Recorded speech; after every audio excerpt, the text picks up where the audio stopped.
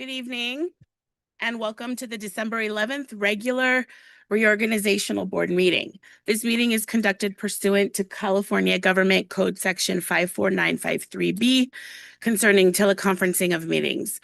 Board member Miguel Sanchez is participating in this meeting by teleconference from 9970 Shaner Boulevard, Huntingdon, Pennsylvania, 16652. This location has been identified on the meeting agenda.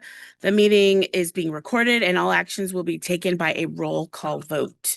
Individuals may take photographs or record meetings, provided the individual's conduct does not constitute a disruption, including obstructing the views of others. Roll call. Trustee Mann? Here. Trustee Hughes? Present. I am present. Carla Corona. Miguel Sanchez? Here. And Cynthia Hernandez is not yet here, but she will be here shortly. I would like to ask Mr. Sanchez to respond to the following questions. Are you able to hear our proceedings on your end? Yes. Do you have a copy of the agenda for this meeting? Yes. Has the agenda been posted at your location? Correct. Is your location such that any member of the public could participate in the public portions of this teleconference meeting from your location? Yes. Members of the board, are you able to hear Mr. Sanchez? Yes. Yes. Yes. Student is not here at the moment. All right, closed session. Public business from the floor, closed session agendized items. Are there any comments from the public on closed session items? No comments for closed session at this time. Great. The Board of Trustees will go into closed session and we will reconvene the regular meeting at 7 p.m.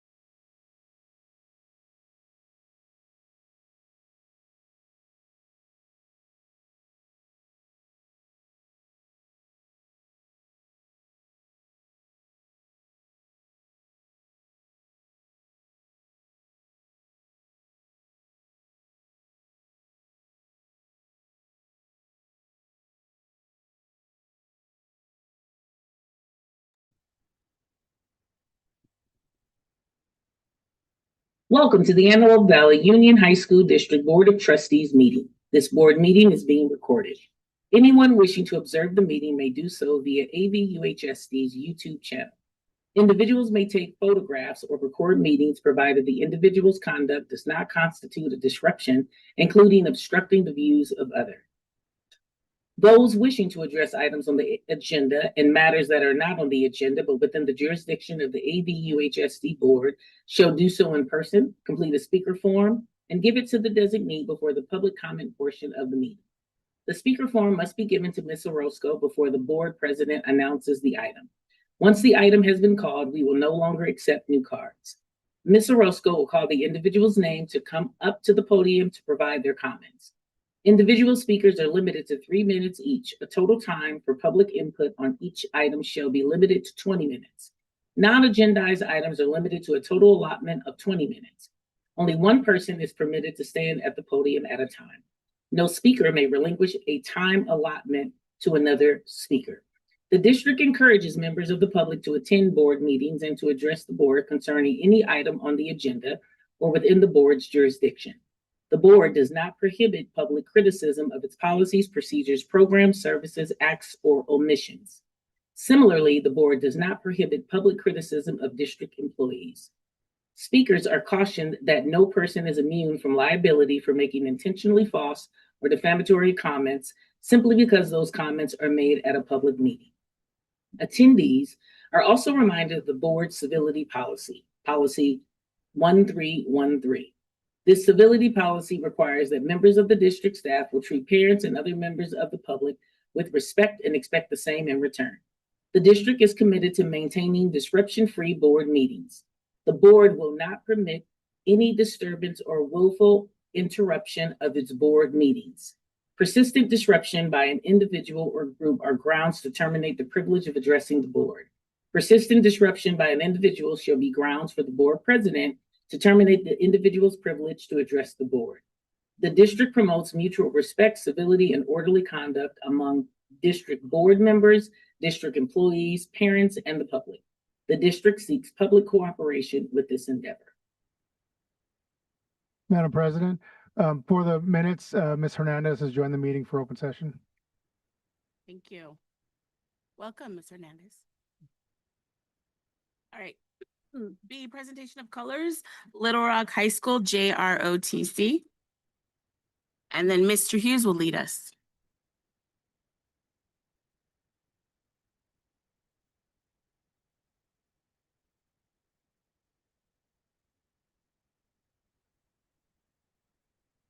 Right. Well, will you place your right hand over your heart and repeat after me? I pledge allegiance to the flag of the United States of America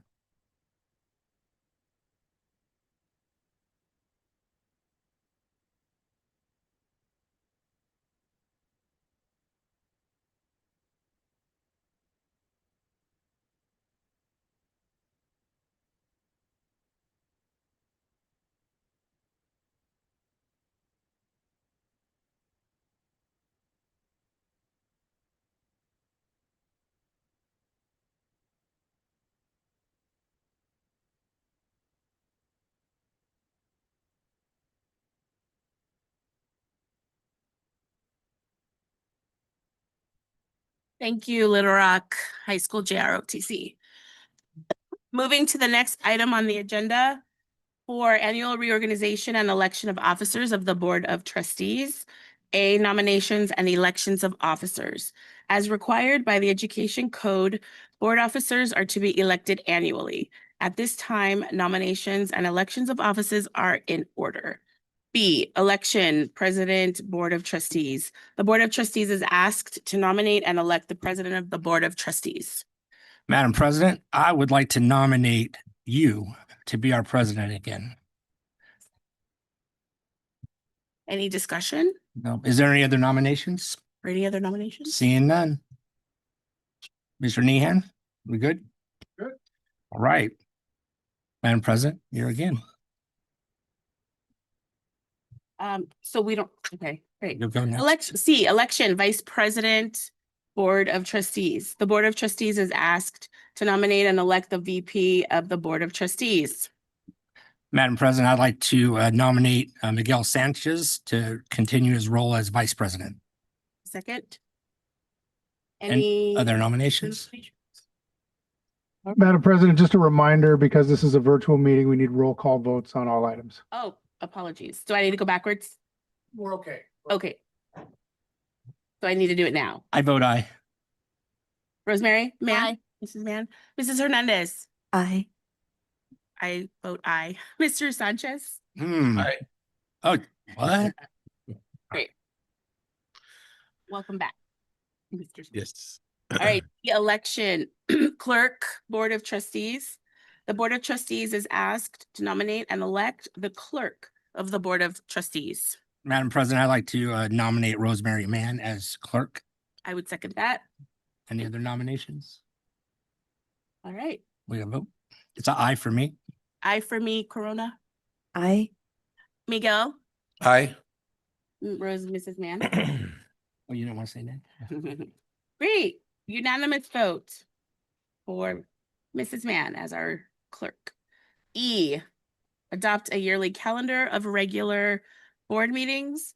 The Board of Trustees is asked to adopt the yearly calendar specifying the date, time, and place of each regular meeting through December 2026. Can I get a motion? Make a motion. Second, Second. Second. any discussion? No. I just want to add, I love our work study sessions, and those have been really helpful to put in our calendar so that it's known to the public and community, and to use some of those work studies for talking with our ICC reps. All right.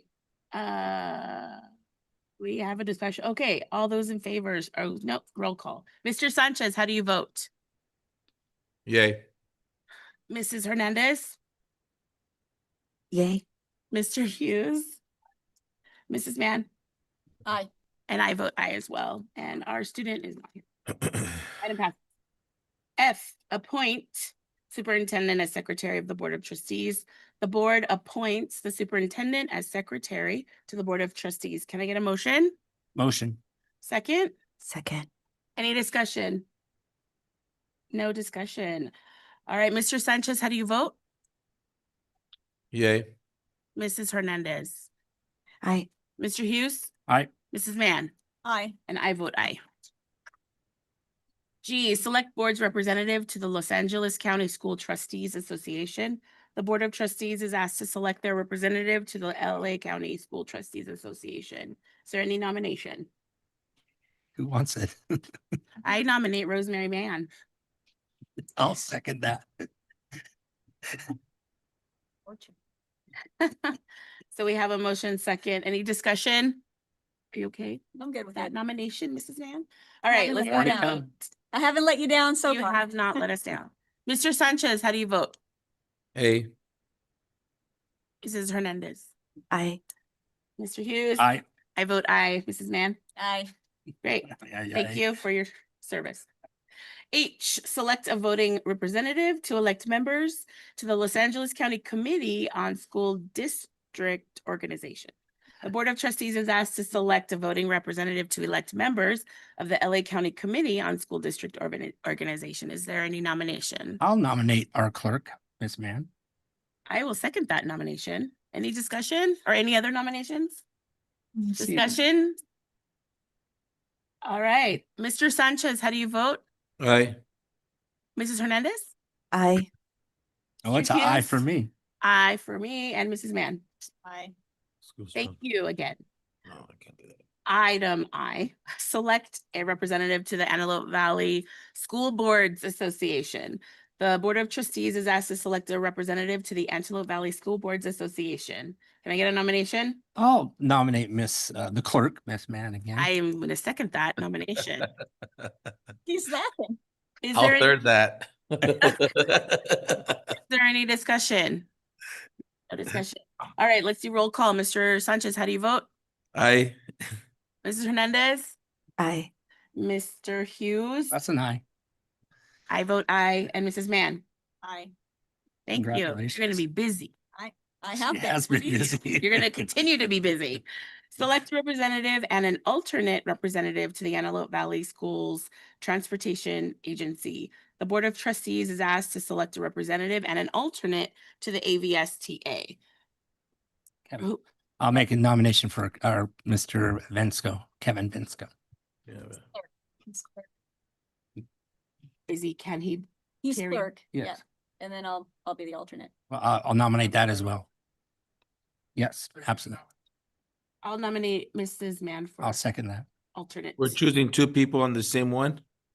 Yes. Yes, we'll Okay. choose the representative and an alternate. Okay. All right, any discussion on those two nominees? Any other nominees? Okay. Mr. Sanchez, how do you vote? Aye. Mrs. Hernandez? Aye. Mr. Hughes?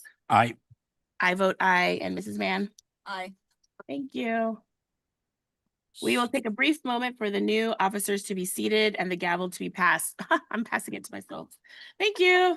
And I actually would love to keep our arrangement Yep. up here. We're fine. So You're we're the not gonna president. rearrange our seats.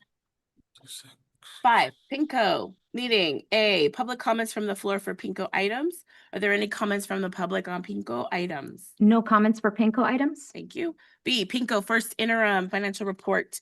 It is recommended that the Board of Trustees review the first interim financial report and certify the financial condition of the Pinko as positive. Can I get a motion? motion. Second, Second. any discussion? No discussion. How do you vote, Mr. Sanchez? Aye. Mrs. Hernandez? Aye. Mr. Hughes? I, Mrs. Mann? Aye. And I vote aye. Motion passes. C, resolution number 2025-2614, certification of signatures, Pinko. It is recommended that the Board of Trustees adopt resolution number 2025-2614, certification of signatures, Pinko. Can I get a motion? motion. Second, Second. any discussion? Seeing none, all those Mr. Sanchez, how do you vote? Aye. Mrs. Hernandez? Aye. Mr. Hughes? I, Mrs. Mann? Aye. And I vote aye. Motion passes. D, purchase order schedule, Pinko. It is recommended that the Board of Trustees approve and authorize the purchases outlined on the attached schedule. Can I get a motion? motion. Second, Second. any discussion? Seeing none, how do you vote, Mr. Sanchez? Aye.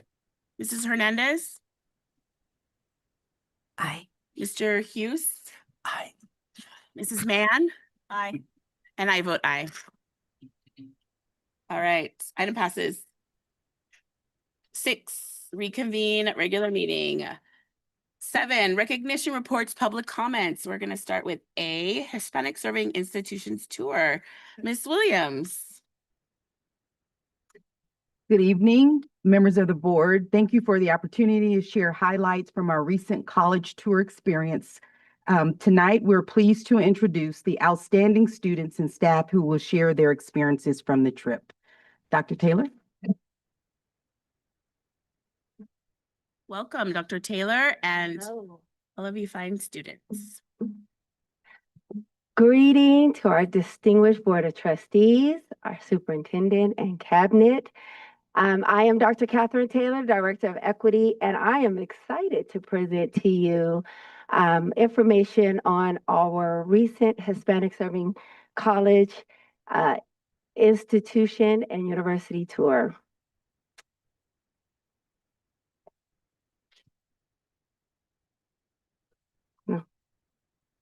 Okay. There you go. All righty, so we have had college readiness tours in the past, and then just recently we had our first Hispanic Serving Institution College tour. Always working to provide students with what they need, when they need it, for however long they need. And we want to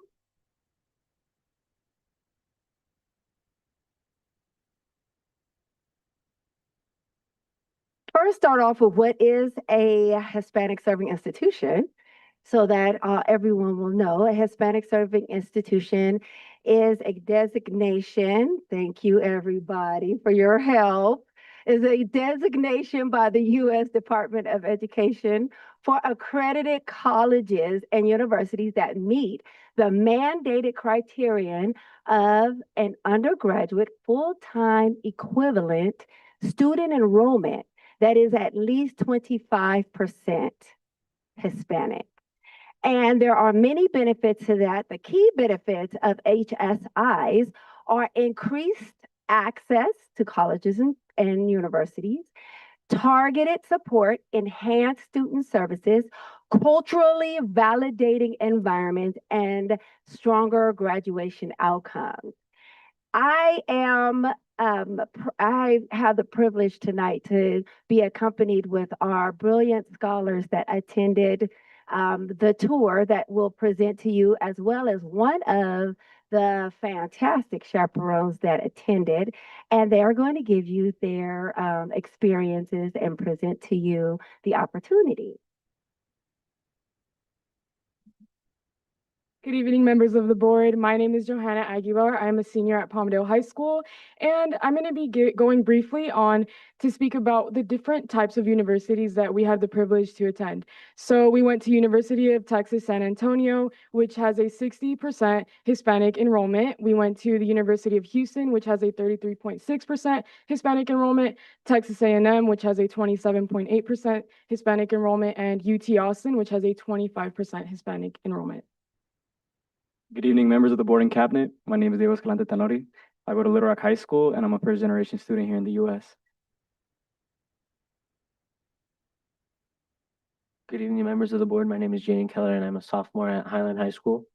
The student-led walk tours were really helpful. Hearing directly from students about the classes, dorm life, and how they balance everything made college feel more real and easier to picture. Even having lunches in the dining hall gave us a small preview of everyday college life. Watching students study, talk, and go through their routines helped me imagine my own experience in college. And to speak briefly about what the tour was kind of like, so we got to go to the campuses. After being in our hotels, we went to a campus and we basically got like a quick tour on the different kinds of programs that they offered at the schools. And I'm really interested in business and economics. So it was really cool to see UT Austin, which is ranked number 6, business and economics, which is amazing.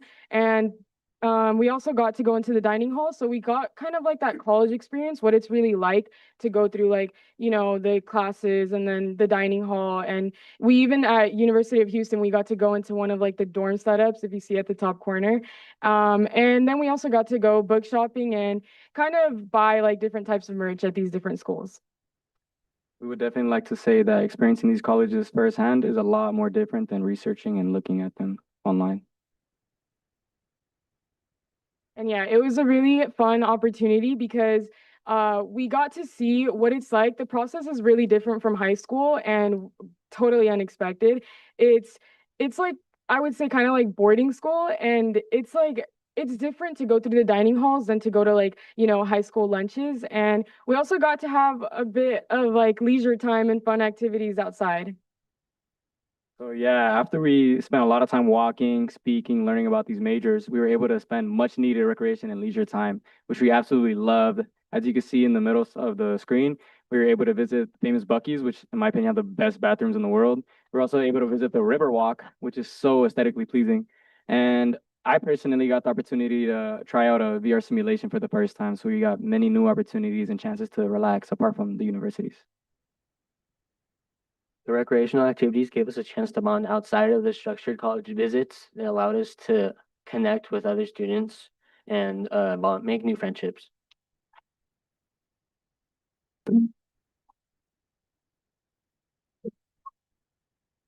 So to speak about the new experiences we made and the people we met, we were able to learn that the college experience isn't just about chasing that degree, but it's also about the new experiences that you go through and the friends that you meet along the way. We're all able to connect whether we were introverted or extroverted, and I love that. I like to highlight something really cool. So we had a bit of time at the student center after eating at the dining hall. And I was like, you know what, this is a perfect opportunity to come and network and speak to a few students from these schools. And I got the opportunity to meet an F1 test driver, which was really cool. We were just asking them like randomly, like, can I guess your major? And the conversation led to finding out that this student was an F1 test driver. really cool opportunity. The social part of the trip was especially meaningful to me. I started the tour not knowing anyone and realized that if I wanted to get the most out of it, I needed to step out of my comfort zone and sit with new people. I made a lot of new friends and learned a lot about the students around me. Hearing what other students were doing to prepare for college inspired me to look into more programs and opportunities that my school had. So apart from this great experience that we had, we were also able to learn a lot about navigating TSA, which is the longest process ever. And we're also about budgeting with the money that we had brought to Texas. So we learned a lot of valuable skills that we will be needing once we become adults and visit these colleges.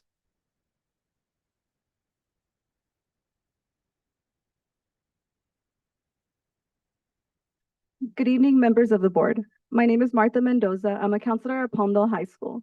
I want to speak to the why of this trip from my perspective as a counselor and chaperone. We were taking students out of Lancaster and Palmdale and Little Rock, and it breaks the bubble. But the magic wasn't just in the sightseeing, it was in the practicing independence. I watched students, mostly first generation and who had never left their families, navigate TSA, manage their own budgets for dinner, and room with peers that they had never met. I watched them walk into college dining halls and realize I belong here. These are the soft skills that actually lead to college persistence. This trip required an immense amount of trust. As a first generation graduate myself and bilingual counselor, I did not take that lightly. These families trusted us with their children. Because we were counselors, we provided psychological safety when a student felt homesick and overwhelmed, and we provided that support to them. We turned a 5-day field trip into a continuous advising session. Funding these kind of trips allows us to be more than just staff members. It allows us to be the bridge between their current reality and their future potential. I would just like to mention before Dr. Taylor speaks again that there is so much more that all of us would like to say, but unfortunately, due to time constraints, we're just saying the very important, which is that this is a great experience and we learned so much. So yeah, actually some of the videos as well. On the left side of the screen, you'll see I was able to get a lot of our students, including my friend Jaden here, to jump into a pool before our curfew, of course. It was a very great learning opportunity for us. We learned that maybe it's not the best idea to jump into a cold pool. And in the middle, we had some morning karaoke. I sang with our chaperone. So like I said, a lot of connection between all of us. And at the right, being a musician myself, I was able to meet musicians at the University of Houston. And we were able to like jam out together and play songs. It was a great experience. Okay, and then finally, we have a student testimonial that we wanted to share with everyone.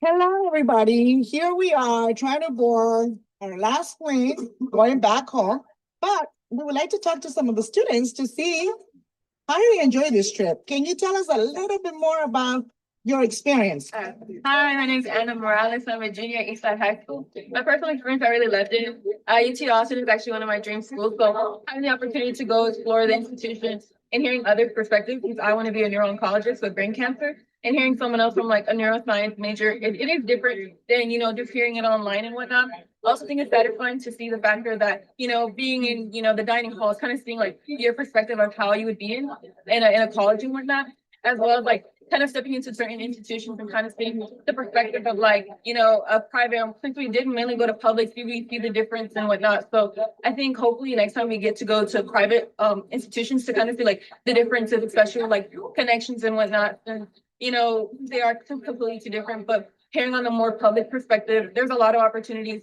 kind of what they talked about, like the club, like, you know, there's always going to be an organization for you. And I think that's important, especially with like inclusivity and like diversity and stuff. But, you know, having that perspective as someone like a first generation, you know, I'm glad to know that there's a spot for me, regardless, whether it be, you know, dancing, you know, mathematics, and so, or even research, especially like getting to know that the University of Houston, we get paid to do research, even as an undergraduate. So I feel like that's good to know and good to hear, as well as like you can minor. So definitely I would want to minor in microbiology. And to know that I can do that as well having a good financial aid package, you know, and kind of hearing understanding, especially at Texas A&M, they do offer like good financial aid packages for students outside of the state. It's good to understand and to know that there's an opportunity for me at those types of schools, and having the background and the understanding of what it takes and what I need to do to prepare myself for the future since I am a junior, and kind of just seeing yourself like step into those, those dorms to see like how you would, set up your future living spaces and whatnot. But overall, I think it was a really good experience. As someone that has been on, like those smaller avid field trips, like it's not as a depth in detail. So I think it was a really good, focal point to see how would college be, how it's set up, and like the other like resources that we have available to us as future students. Thank you for sharing. Yeah, yeah. I want to thank all of you. Without your vote and without your support, we would not be able to do this. It's life-changing for students. Thank you for being change makers. That's it.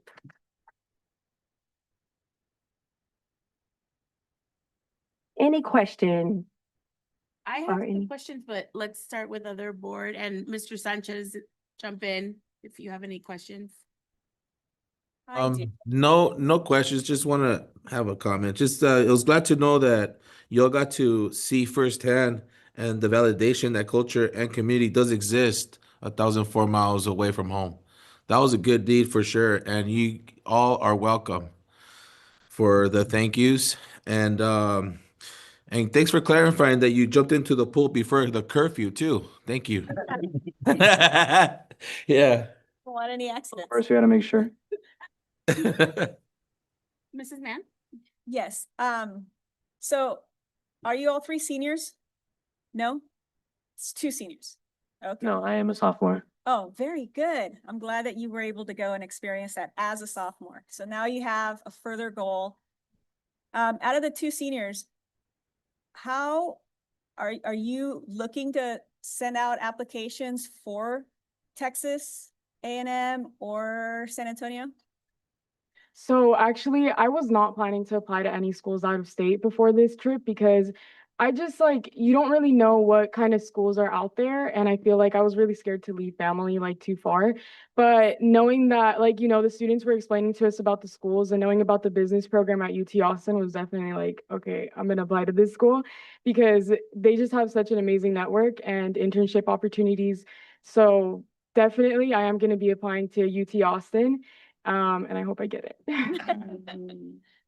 Me personally, same things that Joanna was saying. I wasn't interested in going out of state just because of the out of state tuition is a lot more expensive than, being here and going to California universities. But after this trip, I very much was convinced to apply to UT Austin because it's such an amazing school and their business program is great. So I would definitely say I wouldn't be able to become this aware and become this open-minded to other universities if it wasn't for this trip. Well, I hope that you do get accepted. Texas is a beautiful state. Just a couple things I need to tell you is TSA pre-check.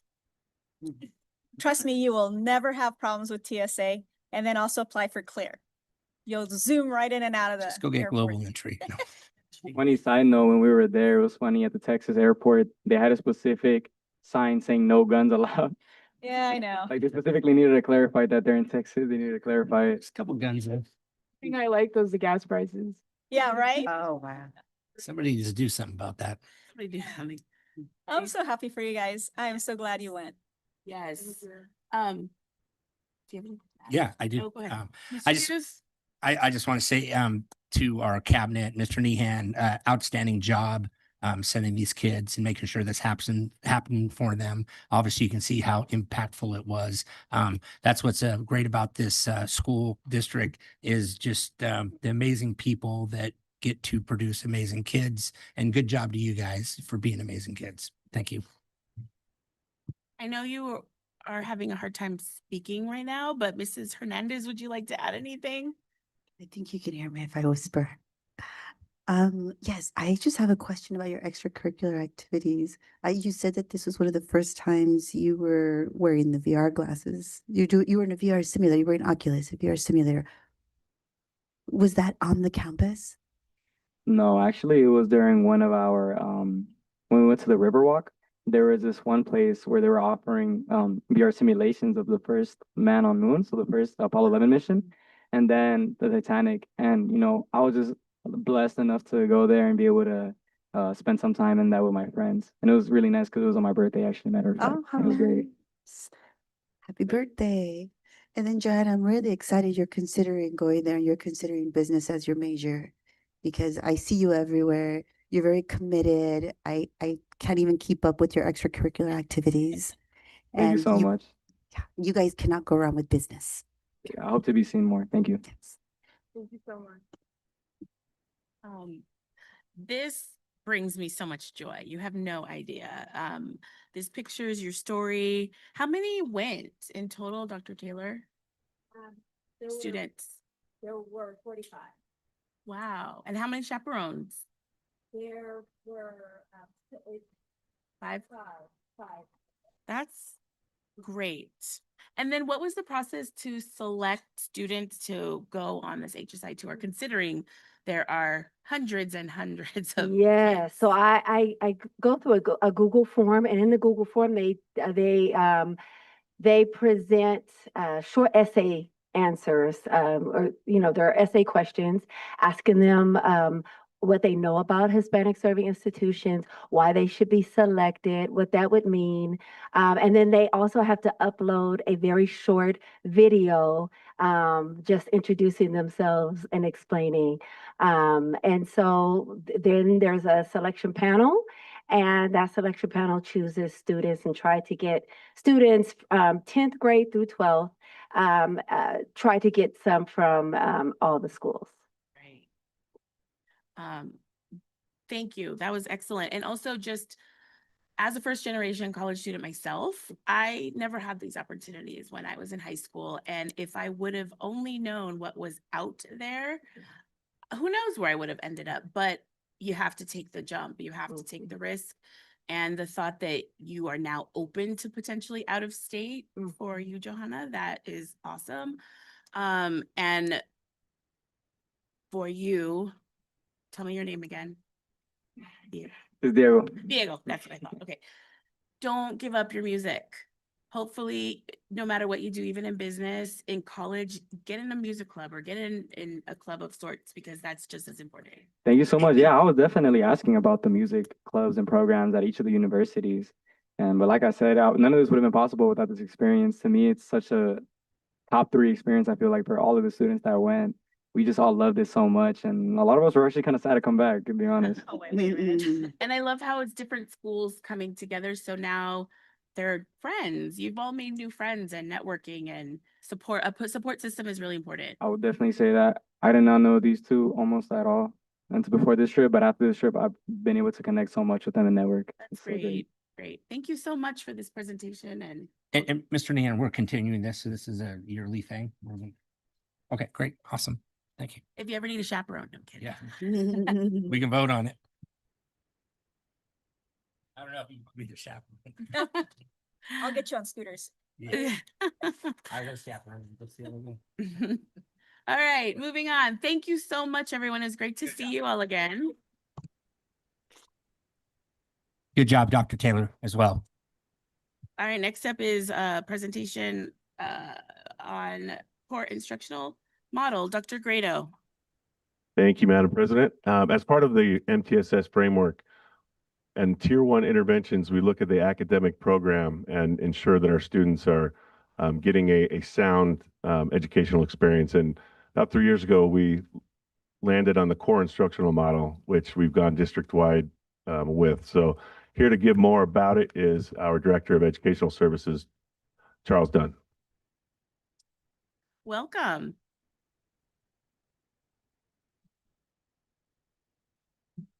Good evening, Madam President, members of the board and cabinet. Tonight, I'm here to give a presentation on our district implementation of the core instructional model. There we go. I'd like to preface this presentation that tomorrow you can walk on any campus, walk into any classroom, any subject, and you will see the core instructional model taking place. It is something that is just happening every single day through our implementation. First, I'd like to start with the why. Why are we implementing an instructional model? Think of it like this. You have a building and you have an architect, and the end result is to create a building that we all are very proud of. That's the end product. And there are a lot of steps to make sure that building looks great, functions. That's what we are doing with our students. We have 20,000 buildings that we are creating. And what we see is we need to create a building with a strong foundation, strong infrastructure, and that takes a lot of work along the way. What the public sees, what we see is the final product. And our product is students in their graduation gowns meeting our graduate profile. The core instructional model does that for our students. So why do instructional models matter? Well, first off, we want all our students to meet A through G requirements. So when they leave us, they can go into the workforce, go into college, or the armed forces. We want them to have opportunities and choices. The core instructional model allows us to have consistency across all our campuses to ensure that we have clarity of expectations for our teachers and students, and most importantly, equity. It doesn't matter what school you attend, what program you're in, you will receive the same instruction no matter where you're at in our district. And that is one of the reasons why we really focused on implementing the core instructional model. The core instructional model was an outgrowth of our MTSS program, and it grew out of our Tier 1 multi-tiered system of support, organizing strong instruction to a clear district-wide framework. We identified the need through our MTSS to move from teacher-centered classrooms to student-centered classrooms, and we had a systemic rollout that really focused on developing observation tools such as DigiCoach, which I'll get to in a little bit. I was a student of this district, and I hate to say it, but I graduated almost 30 years ago, and it's a long time. I remember in my classes, I would come into my class, I would sit for 45 minutes, copy notes on I don't think they're called overhead projectors, where they put the slides, the plastic slides in there. At the end of the week, we'd have a quiz. It was all rote memorization. We didn't have the internet. We really didn't know any better, and we turned out fine. But we identified we need to really move from focus on teaching to a focus on learning. What are the students learning, not what our teachers are teaching as our primary focus. Focus on an emphasis of what is being taught to go to what are students actually learning in their classes. And coverage of the content. What's more important, going from A to Z, or ensuring that students along the way know that they are learning the curriculum and moving on, so the teachers do not have to constantly go back and repeat. It's going back to the building metaphor. You build it floor by floor, and so you can build for strength. And the core instructional model is aligned to our strategic plan. It is equitable for all of our students. It is designed for 21st century learning and follows our curriculum, and it aligns to our graduate profile. So when our students graduate as seniors, we could be very proud to say they met the graduate profile. The what? We have a lot of things that you can't see, you can't touch. Can you see the core instructional model in action? It's a resounding yes. You see it every single time you walk into a classroom. So what actually is it? It's 5 pieces. It's the lesson objective. It's assessing, activating, augmenting relevant knowledge, teacher input, student active participation, and identifying students, which is aligned to our district adopted and high quality standards. But if you look at the core instructional model, these are things that happen all the time. Think of it like a recipe. If you put too much salt, too much sugar in a pie or whatever, I don't cook, but it's not going to come out right. You have to have the proper balance for it to work. And the core instructional model does this for all of our instructors.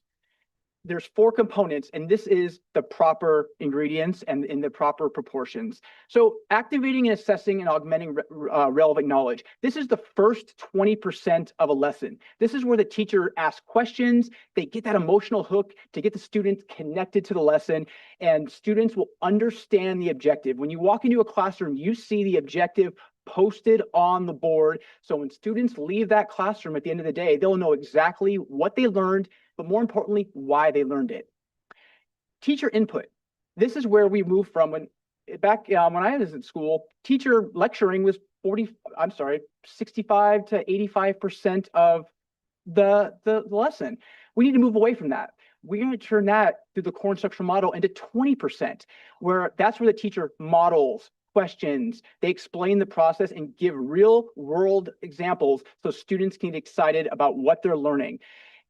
But the hardest part is the gradual release, is stepping back and allowing our students to create, to think. And this is what the core instructional model does. It allows for 45%, the vast majority of the lesson, to students to active content manipulation, do their labs, collaborate, predict, analyze. This is where the graduate profile comes alive.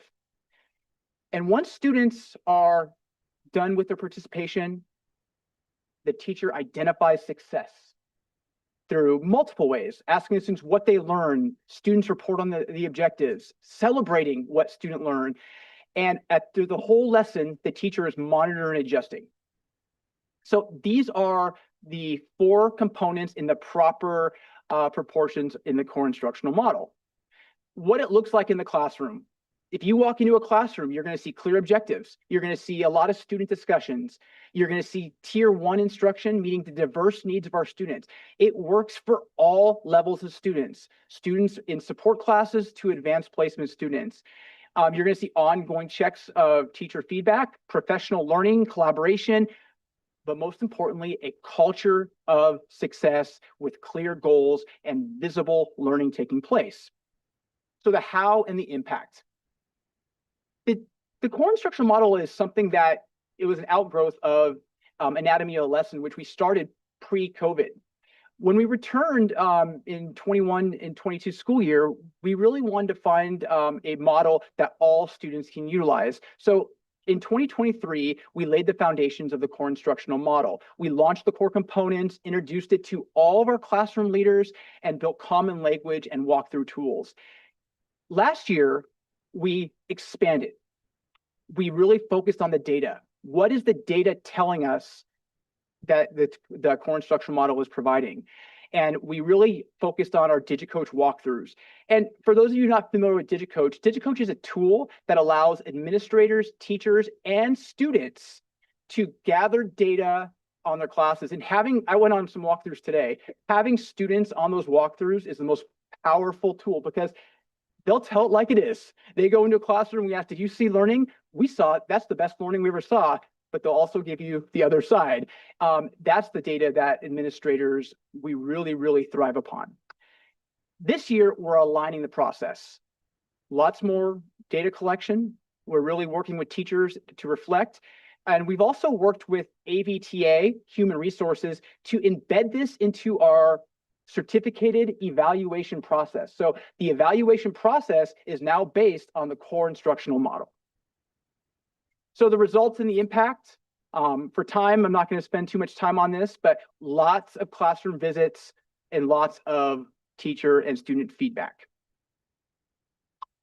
This is just a snapshot of the data that we collect. We collect data from multiple sources. This is just our DigiCoach data that we looked at through Q1, but we also collect data from multiple other sources to really give a good snapshot of what is happening in our classes and how we can support our staff and students. So the results, this is what we want to know. Is it working? The answer is yes. We're seeing increased learning times in our classes. We're seeing consistent lesson flow, stronger pacing throughout all lessons. Student engagement is up, and on the California dashboard, we're seeing increases across the board in ELA, math, science, and our graduation rates. So this current junior class is the first year that they're in the 3rd year of the full core instructional model implementation. So we're really excited about those results. So to wrap it up, it's long-term success. Anything that's worth doing takes a long time to do. We do not want to create a gimmick. If you want to create a sustained program and you want to win, I'll go to the sports metaphor. If you want to create championships, you have to put in the time, you have to put in the work. But once you do, you will see those results. And we're seeing it not just from our students, but we're seeing it from our staff and all of our schools. So thank you very much. I'll be happy to answer any questions on the core instructional model. Thank you. That was great. Your first presentation Yeah. as your new role. Of course, I always have something. So Please, let me yeah. start with Mrs. Mann. Do you have anything? Questions? Or Nope, I'm just looking forward to the update, your next presentation, and see where we can measure where we're at now to where we end up. So Fantastic. No. Did you? I just want to say I'm hearing great things about you, and you just presented extremely well. Did you do this PowerPoint? Yeah, Google slide. Oh, yeah, yeah. Amazing. Probably one of my best votes in that room back there was for you. I just want to tell you, very, very impressed, Mr. Nehan. Great hire. I'm very excited about seeing you go forward, and you're doing a great job. So thank you. Thank you, sir. So I have a couple of questions. For the core instructional model, are some of our feeder schools using this model so that there's some sort of streamline that you're aware of? I'm aware of a few districts. They don't have the core instruction, the full implementation, but they are working with some of the consultant companies they are implementing similar instructional models. I can find out if most of our feeder districts are using it. I do not believe it's this specific one. Okay. Yeah, I would definitely like to know, because I know we're trying to build stronger bridges between our feeder schools so that the students from the junior high are coming a little bit more prepared and ready for 9th grade education. Yeah. So that would be interesting to know. And then so the core instructional model, love it. It's amazing. It sounds wonderful. My question is, how is it correlated to the testing? Because the learning, I agree, we need to learn. Yeah. We need to teach and they need to learn. However, testing is a whole different ballgame, because testing, some people may get test anxiety. Maybe they don't understand time management, those sorts of things. So how are we ensuring that the testing is very much complementing the core instructional model? Absolutely. Any successful assessment, it always goes back to the classroom, academic learning, and the core instructional model checks that box. So the hard part, in my opinion, is ensuring the students are learning the material, but assessment, they have to take what they learned and now show mastery of that. And there's so many different, I don't want to call them challenges, but things like anxiety, for instance, that one, not understanding the test. So this year, we really focused on assessment as one of our key priorities. At our last few administrative series, all the administrators have worked on ways to promote assessment on their campus. Several campuses have suspended a few days of curriculum to actually show students, this is how you take the test. This is how you really focus on doing your best on the test and translating that knowledge from the classroom to the assessment. We don't want to really focus on, we're just teaching to the test. And the core instruction model ensures that we don't. But we are having a really strong testing rollout, assessment preparation, and our assistant principals and principals are doing an amazing job. They jump right in. So I think we're going to see really positive results. Yeah, absolutely. I know with the No Child Left Behind. I think coming into this new role, I feel that assessment is key, and I hope I'm not overdoing it. No, I mean, assessment is key, because that's how the public and the community looks at us, because of those dashboards, the data. And our NWEA and our formative assessments do tie directly into the core instructional model. Okay, great. And what you're saying is completely reflective of what the students from the HSI tour were mentioning about. They didn't know what it was until they went to a college campus. So maybe I would imagine that these 3 days or a couple of days of pausing curriculum to show them this is what a test is probably very helpful, I would think. We saw one on December at Eastside High School, and it was amazing what they were doing. That's great. Yeah. Thank you. I've been really looking forward to a presentation on this, because I wanted to understand more of it. So thank you. Thank you. Thank you so much. Yes, thank you. All right. Next up, C, presentation of Power School data analytics products, Dr. Grado. All right, thank you again. As we had talked a little bit earlier about, really focusing on data and aligning it with the strategic plan.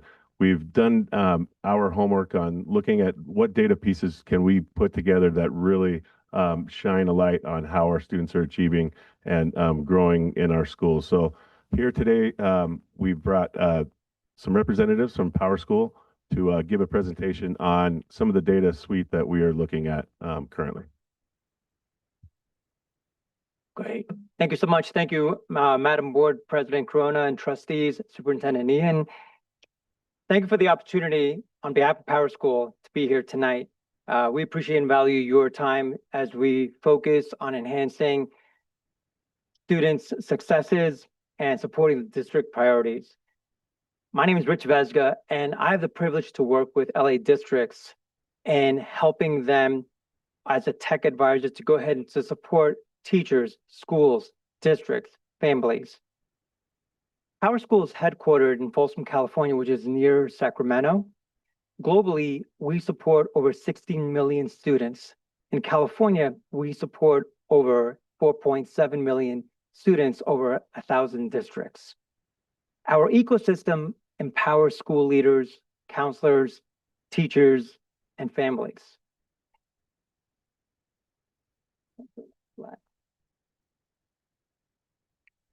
This slide showcases the platforms highlighted in yellow, which Antelope is actually using today.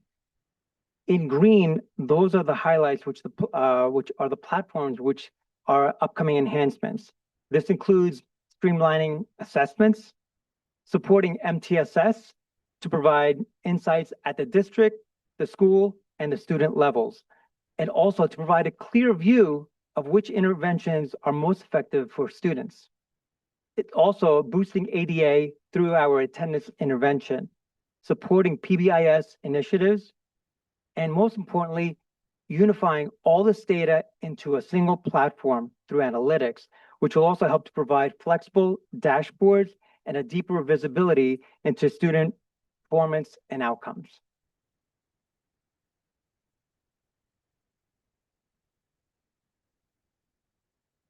Madam President Corona, Superintendent Meehan, Executive Cabinet members, and other board members.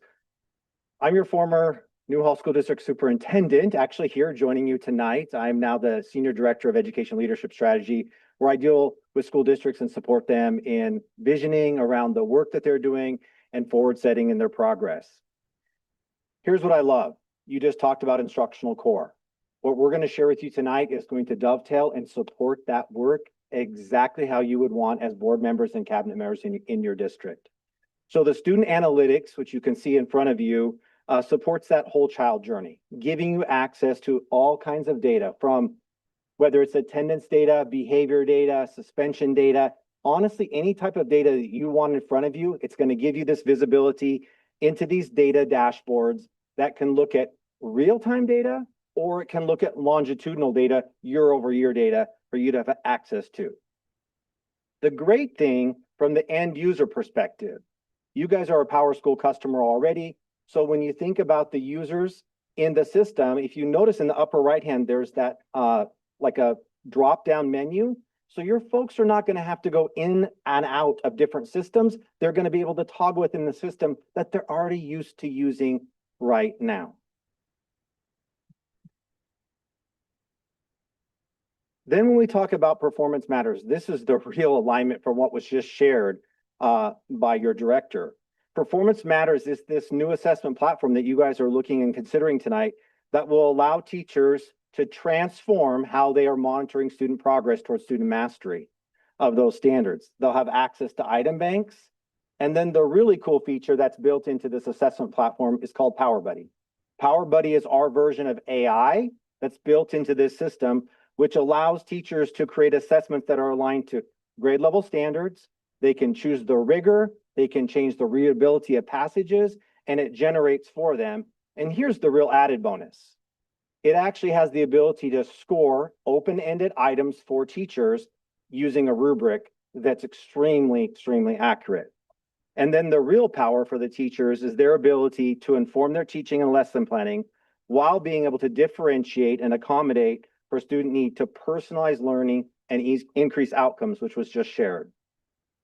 So when you think about meeting the data for all of your stakeholders in your community, with Performance Matters, which is on the left, called out on the left here, your teachers are able to create and deliver meaningful assessments that will inform their instruction in real time. While the analytics and insights enable stakeholders to connect all the dots, connect all those sources of data, including academics, behavior, social emotional, and other data. Again, that can be in real time, or you can look at it longitudinally. And again, what's really important about this solution is it's customizable to align with your vision, your terminology. And again, this is what's supporting that core instructional model that was just shared. Now, you may be thinking, okay, we're giving teachers access, site leaders to all this data.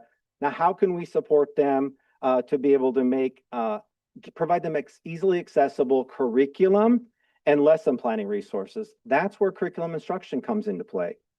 Curriculum maps, pacing guides can be accessed anywhere, even via a mobile app, not just at a desktop computer.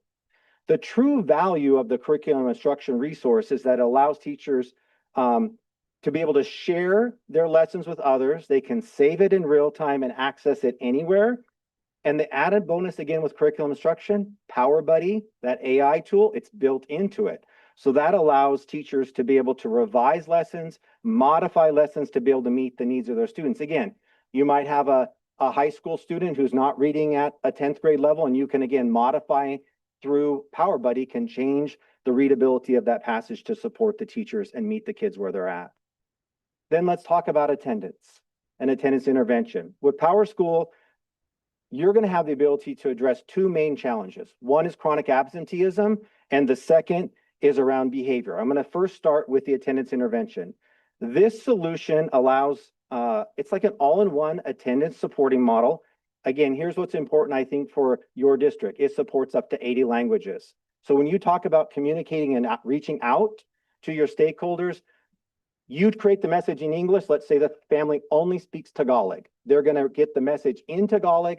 They can respond to that message in Tagalog, and we get it back. You'll get it back in English. Again, there's no app required. That's really important for families. There's no app required. And again, parents get to choose their form of communication.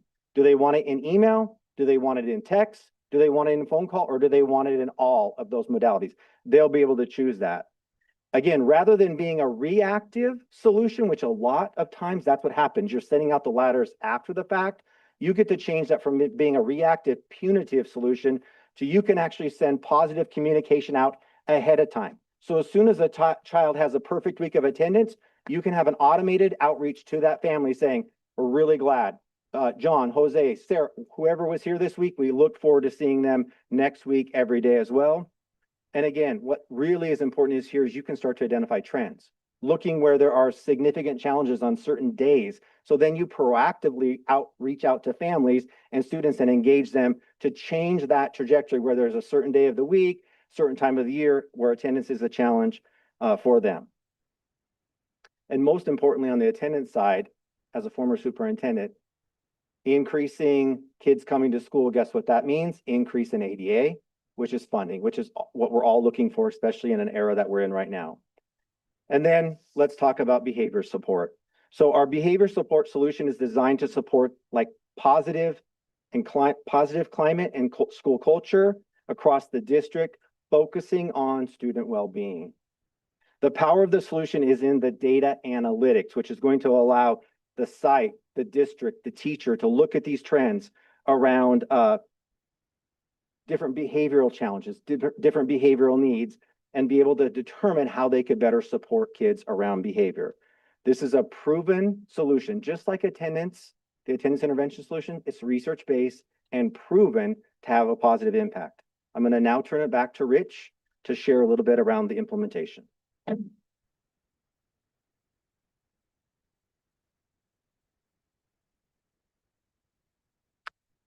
So once everything is ready as far as for the implementation, we'll have one project manager, which will help to implement the project, to provide the updates, any communication. We also have application specialists that'll go ahead and actually configure and customize settings that are going to meet the district's needs. We have development specialists, which are providing the professional development training that's actually going to support the ongoing education. And last, of course, we also have a lot of support. We have our Power School University, which provides actually a lot of users of these platforms into one location. We have consultants, which a lot of them are also former school district leaders. We have our Power School community, and we have education on these platforms, which is also ongoing through different sources. It could be webinars and just a lot of ways we can do that. And then, of course, our proven practices. And with that, thank you. Thank you both so much for this very informative presentation. I know I have several questions, but let me pass it over to anybody else that has questions. So just so you know, this is a presentation, and then this will be for approval in the consent agenda. I'm You good. don't have questions? I'm good. I had all my. Oh, right. Okay. So my questions, Be hard ones. Get ready. get ready. Okay. So thinking of our needs, because we currently have a data platform that we've been using, which is why we're looking into extending the Power School. So thinking of analytics and specific tracking, for example, our needs would be the seal of biliteracy. And is this something that you would be able in your customization to create and do? Because that is what we need. And we need to be tracking our AVID students. We need to be tracking the EL analytics and monitoring. So tell me more, because I just want to make a very informed decision about, is this going to do exactly what we need without any problems? I'm going to give you my perception, and then we have an expert in the back. Tracy, I might call on you to answer some of this, but I've been with Power School for 3 years. If I was in New Hall School District, this is a solution I would have, because exactly what you're talking about, whatever data you want to ingest into this platform, we can create visualizations for you to be able to do exactly the EL support, the seal of biliteracy, right? The A through G completion, all of that stuff is going to be you want to come up, Tracy? So yes, I mean, in terms of that, and if there's anything specific, but I haven't seen anything that a district has asked to track that can't be infused into this solution. And so one of our current Ed Central is what we have for the professional development. So Power School will be able to register and track all of the trainings of teachers, and if there are ever any overages, because that is what we currently can do. Yeah, thank you for allowing me to address you today. So what was your name, please? Yeah, my name is Tracy McCown. Okay, Power School. Yeah, absolutely. So the solution comes out of the box with a lot of stuff that we know everybody needs: attendance, behavior, course outcomes, MTSS, tracking student interventions. But from there, we know that every system is also unique. I'm actually a former customer of this solution. That's how I got to Power School. And we had a lot of our own unique things that we wanted to be able to track. And so you can add on anything in addition to what's out of the box through our configuration platform. So being able to track that professional learning and put that on dashboards, and then maybe correlate that back to student outcomes, all of that is possible in the solution. Okay, and if we were to move ahead with this, who at the district level will be able to be that intentional about, this is what we need, and know what we need based on what we no longer have from Ed Central and Data Central specifically? So this would go through our new data position. Megan Andrews is the Director of Educational Technology. She would oversee. There's going to be multiple people coming to say, I needed to do this, I need to do this. Our data coordinator would be the point of disseminating how that gets back to Power School. Okay, even though they're new and they haven't yet been in our. Once they get here, after day one, they're not new, and that's the role. Okay, because I just want to be sure that we can track the seal of biliteracy, and you are telling me in the public you can. Yes. Great. AVID dashboard, the EL monitoring and analytics, behavioral referral reporting, A to G validation, CTE completion, the overages you mentioned, monitoring growth, you've mentioned. When a teacher writes a referral for behavior, or let's say a student isn't doing so hot in class, does that notify the relevant person, the counselor, the whomever, it will automatically notify if there's some specific entry? In the behavioral platform? Yes, okay. And then so I was reading your work scope, your what you're proposing Yes. that's going to cost the district 1.6 million. And I want to be informed again. So it says that all of the info is in the cloud. How does that work for if there's ever a crash or lack of access, the backup, the security? So how are we going to be able to still get our data since it's in the cloud? All of I it hope is that question makes sense. Yeah, oh, It yeah. absolutely makes sense. That's an Okay. excellent question. Yeah. So everything is monitored 24/7, 365. It's in the cloud. It's your own environment. Nothing is ever shared with any other district. It's just your environment and it's constantly monitored. And then also we have replications and backup to ensure everything is safe. And if anything should happen, some kind of catastrophe, we can get everything up and running very quickly. Okay. And then Mr. Deacon, do we have like a representative that is AV High School District's person that they could call, or if there was ever trouble, or is it more of a general 800 customer service? I would ask them. Go ahead, Mr. Vesga. Yes. You're the tech guy. I'm the point person. Oh, yeah. Oh, you're the point I person. would be the point Yeah. person, correct. Oh, okay, great. And Ms. Corona, I would share, while we were in Sacramento, I talked to one of my colleagues, superintendents, who's about a year into this process, and asked him the questions outside of the presence of our presenters today, and very candid. And he was very pleased with the level of support, the response time. And those are things that we need. We need to be supported, especially in a new platform, and we need response time. And both of those questions he answered without hesitation. Okay, great. And then Mr. Nehan, I guess this question is for you and maybe Dr. Grado as well, but generally speaking, are the users, teachers, counselors, staff members, are they happy with Power School and using Power School? I mean, I'm just curious. The screens look very nice. Yeah. We've had Power School for 15 years as our SIS, 17 years. And it does what we need it to do. The base system that we have is as the SIS. Everybody's gonna find something that they want different or a little better. That's our base program. And it sounds I would like say they yes. could customize things. Well, Hopefully they do. but you have to say yes first before they can customize Of course, it. if the board willed it. You know, the thing, can I just add that, yeah. if you don't mind? I think the one thing too, here's what we know. If data is not accessible, a click or two away, and in terms of using the resources, it's not going to get used. That's the beauty of this platform, of these different platforms, is they're so intuitive, very intuitive for users to be able to use. And I know I co-presented with Hawthorne School District at CSBA. And here's the really cool thing. So they're a year and a half into this. Every metric from last year that they hoped in terms of their data dashboard, suspensions, attendance,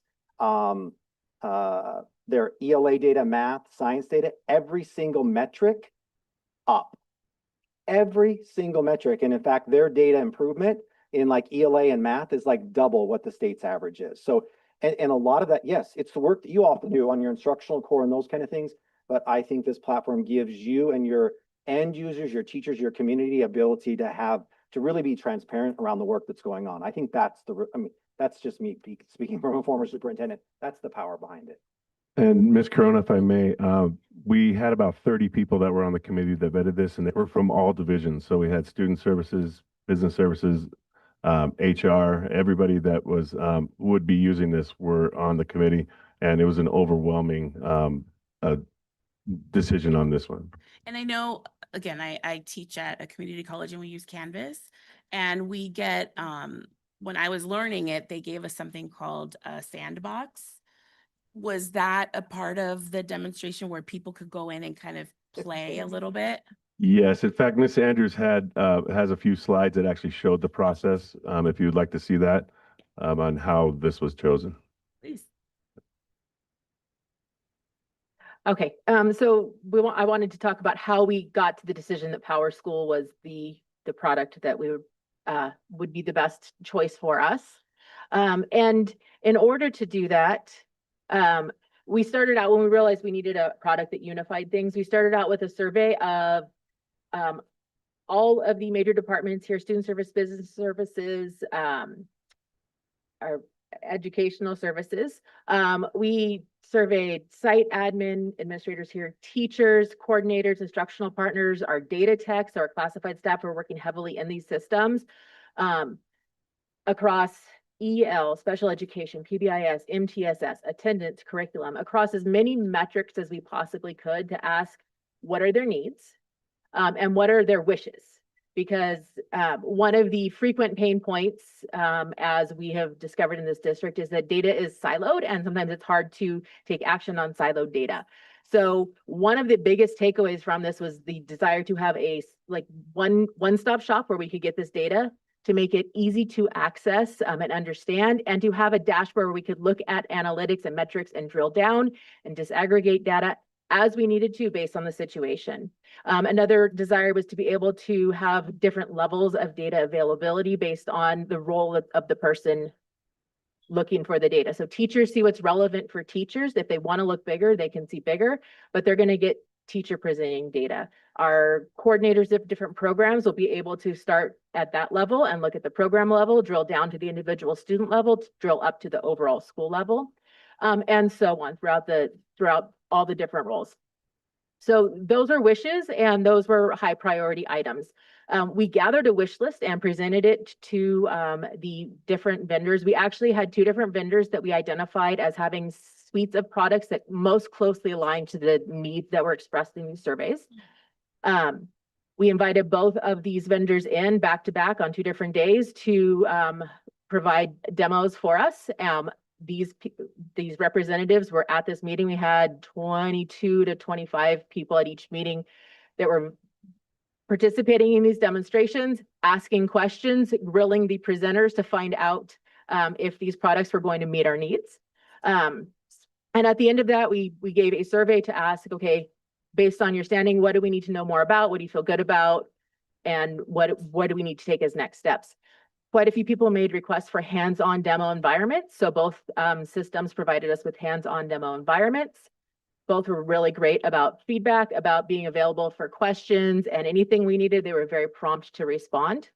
And initial input was the Power School seemed to be the better match, but following the hands-on demo period, it was nearly unanimous. There were still a few questions about how specific details would work out, but nearly every respondent, with the exception of, I think, one, said definitely Power School seemed to be the product that would best meet our needs. The one outstanding one said either one could work. So it wasn't against Power School, it was just either one could work. So the reason they ended up deciding on Power School, we asked for the rationale. The reliability of the data and the way we are familiar with the data operating on the back end with our district data techs, and the way these tables interact was highly important, because that's a big part of the build process, is being able to, once we have it, access it and know where it's coming from. The fact that it integrates directly within the student information system was a huge selling point. The fact that people can be in Power School, say, I want to know about this component of students, and click on it and get access to that particular product. That dashboard, that source of information, or that tool was a very significant impact, or a very significant factor in the decisions that people were making when they were asked why they were deciding or recommending Power School.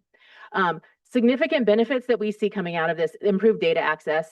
Our data is going to live in one place, which means we can do more with it. We have the analytics tools, which will allow us to be flexibly access the information we want and configure new dashboards as new needs arise. We'll be developing the knowledge necessary to build new tools as they come around, because we have this powerful suite of tools available to us, so we can configure new things as new needs arise. We have cohesive reporting, back-end tables. That's the technical stuff, but the people who are dealing with that stuff on our staff feel comfortable that Power School is the tool to go with on this. And they actually wanted to be able to recommend something else. They said, we really wanted to be able to see what else is out there And they determined that PowerSchool really was the most effective tool to meet our needs. And with all this data in one place, it's going to really lead us to be able to be better at making decisions that drive student performance, engagement, and then move towards meeting us or aligning with our strategic plan. All these different tools really come together to support all of our departments, to support really our major initiatives and objectives within the strategic plan, decreasing chronic absenteeism, improving ninth grade passage rates and overall first-time course passage rates, supporting teacher effectiveness through both behavior and better information about how students are doing, the just-in-time ability to ask questions, get assessments that are standard aligned, and be able to take action on those things on the spot, and really focus on our student achievement and growth. And you all do have a table that's been provided to you that's got a significant rundown of all of this. This is just a very brief one on this slide that's visible. Great. So Thank you. there's that extra bit of information Yes, for you. no, thank you. That was also very helpful. I had a question for Mr. Nehan, and it went out this direction. I have one question. Oh, yes, go for it, Mrs. Mann. Are there any other districts up here in the Antelope Valley that use this program? Yes, I mean, we're actually in about 80% of LA districts. We also have, Lancaster just nearby also using it. We actually have Hawthorne, who is actually presenting also at CSBA. A lot of many districts, I mean, Torrance. I know even like with William Hart, they also actually have some of our different platforms. So we have a good representation. And one of the nice things actually with Hawthorne was a very similar process here, which they actually implemented last year, and they were able to provide the results which Chef was referring to. So with, you said Lancaster School District has this? Correct. So is it shareable between feeder schools to our district, like this information? Can they actually share information on students as they're coming into? If you choose High to. school? So it's a data sharing situation. If you both choose to share data with each other, then the technology can be set up to pass data from the feeder schools up to you. So you have all of that information of those students coming in. Isn't that way we have some type of idea? I mean, I'm just throwing ideas out there because as kids come up into our district, it's good to know where they're at, where they sit at, what their needs are, and where we need to focus on. Absolutely. More of successful ninth grade year. Okay, I was just curious. And Mr. Richard? Yeah. Rich, sorry. All good. The other districts that have it, it's what we're trying to, or what we will be approving tonight. It's not just the Power School that we've already had. That's correct. Okay, In so fact, they have those add-ons or. correct. Yep. In fact, actually, Hawthorne was that a perfect example that they were actually co-presenting with us last week over at CSBA. Okay. And they were able to provide those great results basically within a year. Okay. And so, Mr. Nehan, I guess we could discuss this when we vote, but thank you. This was really, really helpful. Appreciate your Really time. Thank you appreciate so it. much. Thank you.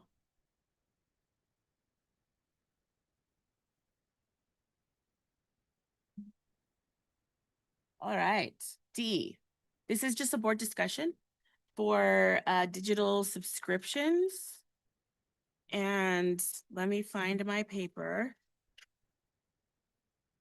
This one. Here it is. For everybody, it's the Excel spreadsheet with the green. I had just asked for this on the agenda for us to discuss and be aware of the different subscriptions that we have. I actually thought we would have more. Is this just within Ed Services or this is the entire district? This is primarily Ed Services. Some of these crossover into some of the other divisions, but Ed Services is the one that touches students and the classroom. Everything else that we have would be performance-based from an adult standpoint. Got it. I just wanted to know about this because we approve all of these different contracts and platforms, and I wanted to know, are we actually using them and the cost benefit, and are all of these 100% necessary as we move towards continuing our strategic plan and all of that good stuff. So if we want to take any minute or a moment to look over this. Actually, Mr. Nean, can you kind of go through this and tell us what each one I'm looking at a couple things like $12,980, and we've had in the last 20 days 12 times we've used that. Yeah, the measurement is a little bit challenging because as the footnote says, you can look back 30 days, and that's the number of unique sign-ons in 30 days. But this has shown some light on our ability or our need to create a solution to be able to look a little bit more closely. How much are these being used? The other piece that we would look at is sometimes buying in bulk is cheaper than buying to fit the needs. So they're not all necessarily used, but it's still more cost effective. But that's something we can put a system in place to evaluate the cost effectiveness and then the actual need for this.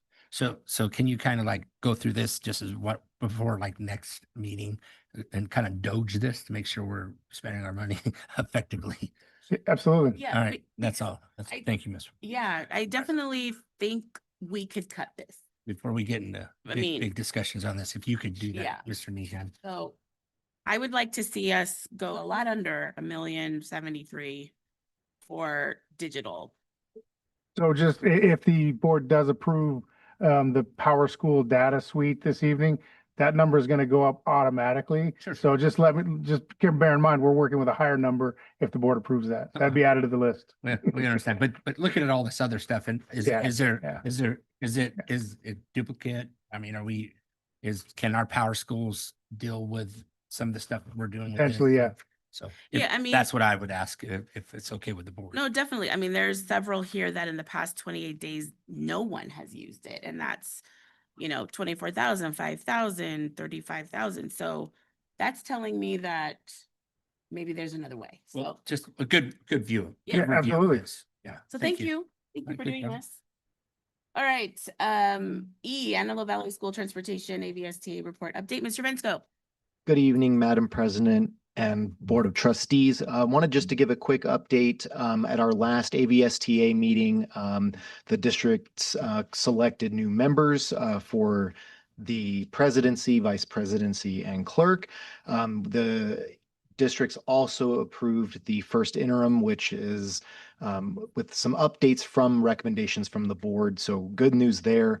And finally, I wanted to do two quick shout outs. One to Charles Hill. He actually was our driver for the district tours. We were able to take some staff members from the district to go out to our school sites and show them the different programs. So I wanted to just thank Charles Hill, who's been a long time 30-year member of AVSTA and is well known around the district. So thank to him.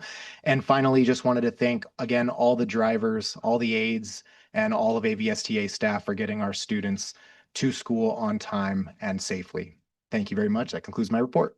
Thank you. F from AVTA, Mr. Michael Millings, welcome.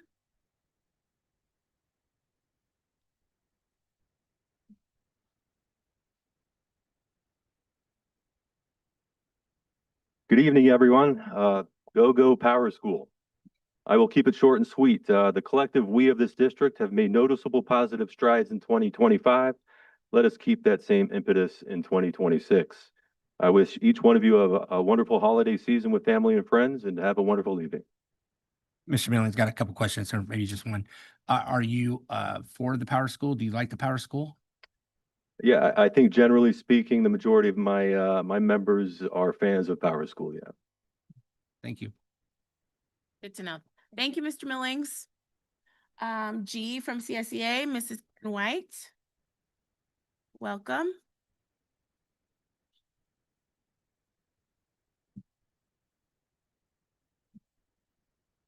Good evening. I'll try to keep this short and sweet as well. So it doesn't seem like we should be in December, let alone next week going on to winter break, but 2026 seems to be fast approaching, and I do hope that with what I've seen tonight and over the months with our students, that we continue with the great accomplishments for our district, our students, and our staff. I also want to let you know that I do appreciate being able to work over these past years with Mr. Nian, Christina Ramos, Mr. Vinsco, a lot of the cabinet members, a lot of our site administration, the cabinet here, as well as other support staff from the district with Mr. Ramos and their support staff, because I will be stepping down as president. We have a new president that will be coming on board. I have really enjoyed my time with working with you, but doesn't mean that I'm not going to continue to work with you. I would like to introduce our new president, but I don't see her here tonight. I've been waiting and hoping that she would maybe come tonight, but evidently something else took place. Her name is Cindy Hausman, and she will be taking her office in January of 2026. I know that she will continue to be representing the values of CSEA and our members, and we're very proud to have her on board.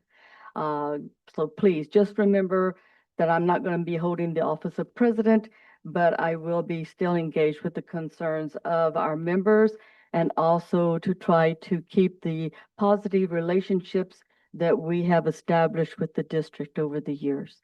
And I thank you for that.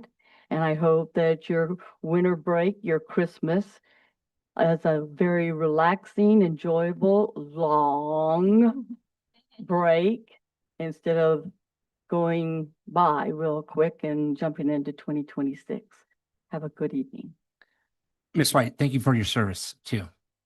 Thank you.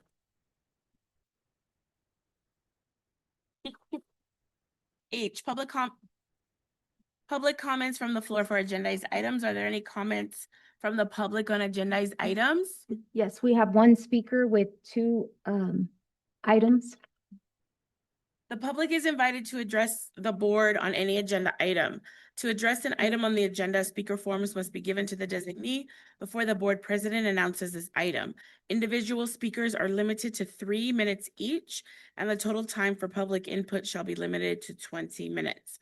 Only one person is permitted to stand at the podium at a time. No speaker may relinquish a time allotment to another speaker. During public comments, the board listens to concerns. The board may ask questions for purposes of clarification. The law prohibits the board from entering into a dialogue with the public or taking action on items not on the agenda. Okay. Oh, okay. So these two comments are from the same person, Mr. Eugene Hernandez. So you'll have 3 minutes for both 7A and 13. 7A is Hispanic, probably the tour, and 13E curriculum. Eugene Hernandez, Antelope Valley Green Party. I was fascinated today with all the presentations. You know, I live in the east side and I see thousands and thousands of Latino kids coming out of the school. Yet all your presentations was white people giving advice to the school board. Now, one single Latino presented today. That's fascinating to me. I mean, you don't care about Latino input into this education system. You don't care to have advisory boards of Chicanos, not ESL, but native board Chicanos to the school board. All you want is to pay these highly paid advisors, and even the teacher representative talked about core curriculum, but nothing about our culture that is taught in our school. Nothing about the history of the Southwest, nothing about the fact that it was Chicanos in Los Angeles who walked out of the schools, who initiated the civil rights movement in Los Angeles. Nothing about that. We don't exist to you. It fascinates me that I understand you have some Black advisory committees, but no Chicano advisory committee to the school board. You don't want to hear about our efforts. You don't want to hear about our history. You don't want to hear, you should be instituting history of the Southwest in all the schools. But when I see these all white teachers They're not interested in doing that because their core curriculum does not include anything about us. We don't exist as a people. It's fascinating to me that we pay your salaries with our taxes to support the school system, yet you don't want to hear from us. You don't want to have an institution that teaches us about our history.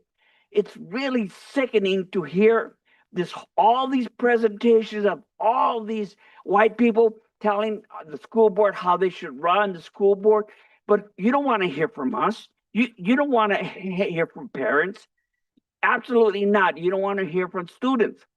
And students should not only be taken on field trips to out of state. Why not send them to Berkeley? Why not send them to Stanford?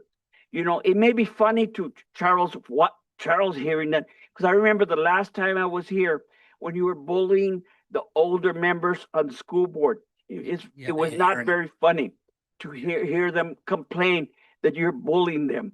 So it explains why you as a law enforcement officer are so arrogant and you're filled of this white supremacist pride.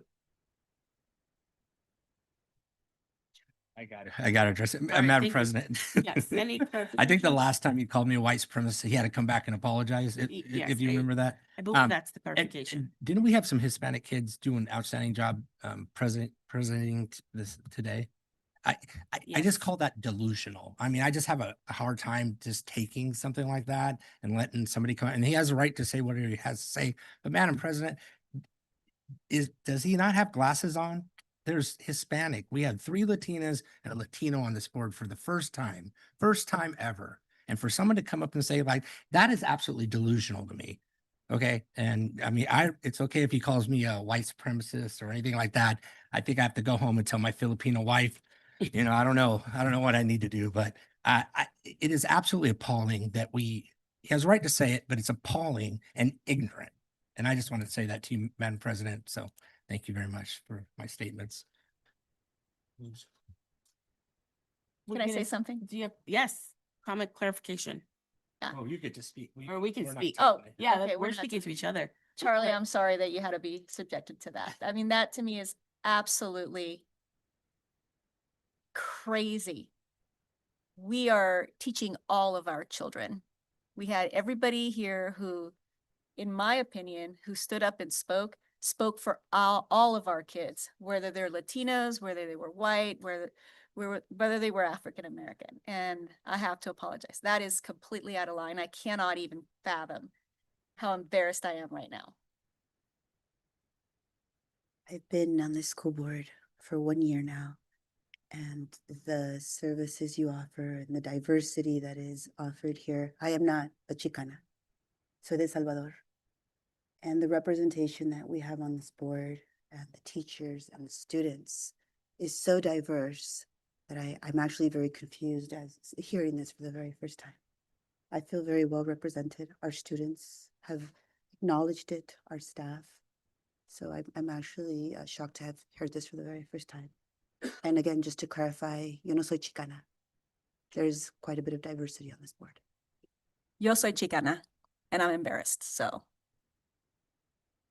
But also just board, so you know, the curriculum that we look at, ethnic studies curriculum, a part of it is Chicano, Chicana, Chicanx curriculum, history. So that is happening. We are teaching about the Southwest. I'm a Chicana as well. Proud. So a little confusing, but I just, yes, that's what I wanted to say. What's amazing too is that we sit here and we devote our time, we volunteer our time. I mean, the pittance money that we make is actually laughable of the work that we put in. We have one of the most amazing district. We have the most amazing staff. We have the most amazing superintendent, cabinet, and administrators and teachers, and it is diverse, and it's getting more diverse every time we hire a new class of our homegrown students that come through our system that you trained, and now they come back and be teachers. Ms. Ramos, how many like homegrown success stories did we get? And with being like 67% Hispanic, did we get a lot of those kids back and now are your colleagues? I'm really excited. I don't have the exact number to share with you, but we recently did an alumni survey of our staff and 550 alumni employees in the district. That's homegrown heroes that are coming back to serve this community that they grew up in. And that's amazing. So. And also representation matters. So the fact that I will only speak for me, that I am sitting here as the first one in my family to ever go to college, and I was given this privilege, I'm representing my family and my ancestors and the Southern California that I come from. And can I point out, I think you just got reelected as a president for the second time for the amazing job that you're doing.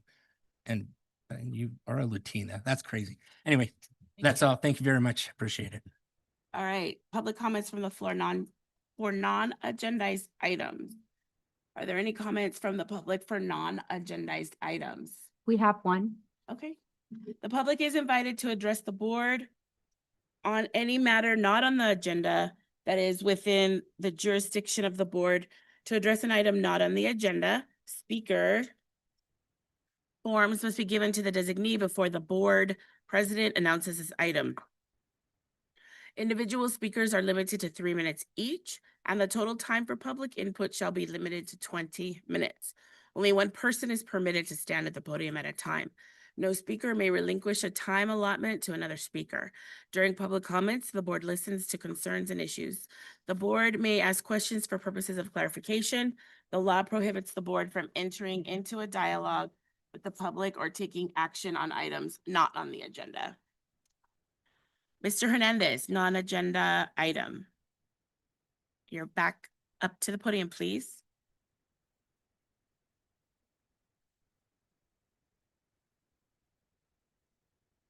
Oh, yeah. Last time, Charles Hughes promised me to pay my dinner at Crazy Autos, and he never fulfilled that.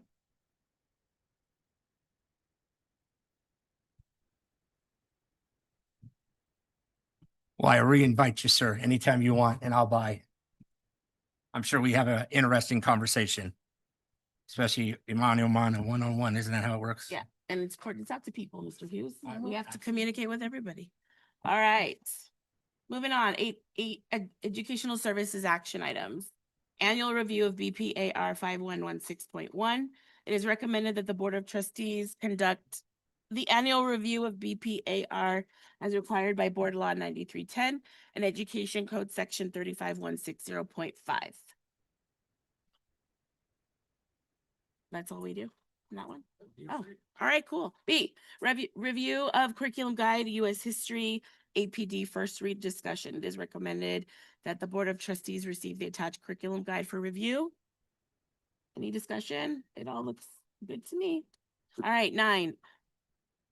Student services action items. A 2025-26 non-public, non-sectarian school master contract number STS 26051. Change Academy at Lake of the Ozarks, LLC. It is recommended that the Board of Trustees approve the agreement for non-public, non-sectarian school master contract number STS 26051 with Change Academy at Lake of the Ozarks, LLC. May I have a motion? Motion. Second? Second. Any discussion? Seeing none? Mr. Sanchez, are you still with us? Of course, I'm listening to this whole thing.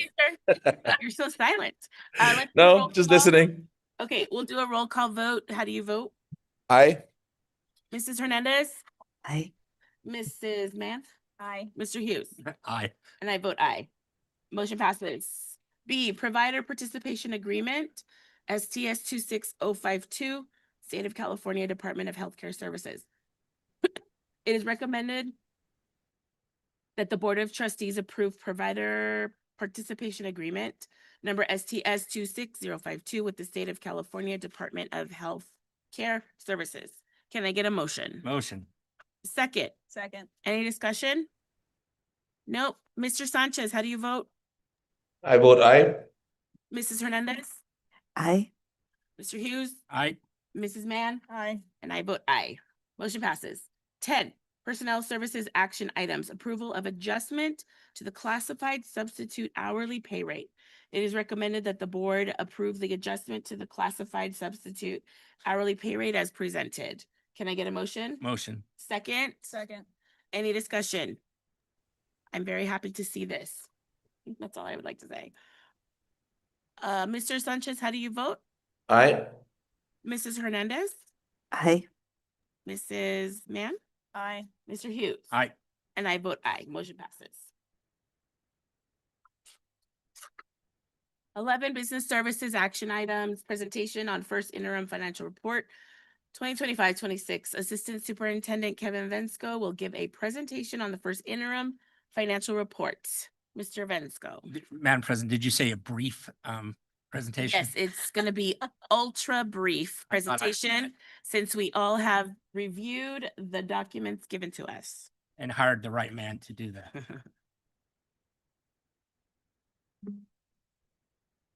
Right. Good evening, Board President. Tonight, we will be presenting the 25-26 first interim budget. I want to just first off thank all the business services team for their hard work on putting this presentation and this report together. It takes a lot of hours, so I want to thank my team. Just a quick overview of the state economy, just because that's what's going to go through and what basis for our projections. So really, the state is kind of in an interesting place. We have increased in revenues for the current year, but we also have increased costs. So what that overall means for the state as a general economy is that we're kind of in a weird spot. The overall structural deficit of $35 billion annually for the state is projected over the next 3 years, which is going to put some stress on the Prop 98 budget. So the Prop 98 budget is what is the funding for education. LAO is estimating a 2.51% COLA, and this is what is statutory required, but the legislature could decide to fund less or more. I've heard anywhere from a negative COLA this upcoming year all the way to a 2.5%. So lots of crazy stuff going on. The school district budget cycle, we will have our report today. It is through actuals of October 31st, and we go through and update our revenue and expenditure projections. Financial report certification, we are requesting a positive certification, which means we'll make our financial obligations for the current and 2 subsequent years. Total revenues for this projection period is just shy of $395 million, with the majority of the resources coming from the LCFF. On the expenditure side, we have $424 million of expenditures, with about 76 of that going to our staff and the remaining to our books and supplies, services, and other operating expenses. On the unrestricted ending fund balance, you'll see that we have a just shy of $2 million deficit spending this year, with an overall ending balance of $132 million, which is broken down to committed, assigned, and reserved for economic uncertainty. Kevin, I just got a question though, real quick. We're fiscally very sound, correct? That is absolutely correct. I'm happy with that. Great. Would you like me to continue the presentation or? Yeah. Madam President. Yes, please. okay. Yes, All right, very good. All right, so then so far we've only talked about the current year, but we also have to do a 3-year outlook. So we're expecting what I would like to call strategic deficit spending. The district was able to do a great job with all the one-time funding and utilize it for the restricted funding, which freed up a lot of our unrestricted funding. But now that those one-time funds are starting to expire, we are going to be able to strategically deficit spend to make sure the proper use of those funds. Finally, we talked about just the general fund so far, but the district operates several other funds that have specific purposes, and each one of those is healthy as well with the general fund. Finally, one of the things that we can continue to do as a district is to continue to strategically analyze the factors that we have control over, such as staffing, attendance and enrollment, and the program efficacy. Next steps, January budget in 2026, and then our second interim report, which will reflect those in March of 2026. So with that, I'll open the questions. And another great vote we did in the back room to hire you. So Well, appreciate congratulations. that. You're doing a great job. So thank you. Thank you. Just quick question for the LERG, the Learning Emergency Recovery Grant. Yes. Is that ongoing? Is that what is there a balance? I'm just thinking of like AMIM was one time. Is LERG one-time monies as So well? LREBG was a one-time fund. The legislature did provide some additional funding this year, but it does expire in, I believe, the end of 2020, 6/30/2028. Okay, because I know that is listed for Power School, paying Yes. for that. So Correct. So it's money that has been given to us to spend on great things potentially. yes. Okay, so it's not coming from general funds. No. LP, what is it? LREBG, Learning Recovery Emergency Block Grant. Okay, I was close. It was close. LREBG, you know. And then ADA, what is our ADA? So our ADA percentage is sitting right around the 90%. And I believe, I don't have the number in front of me, but I believe it's about 18,600. So, Okay, yep, right around that 90% of our total enrollment. great. Good job. Thank you.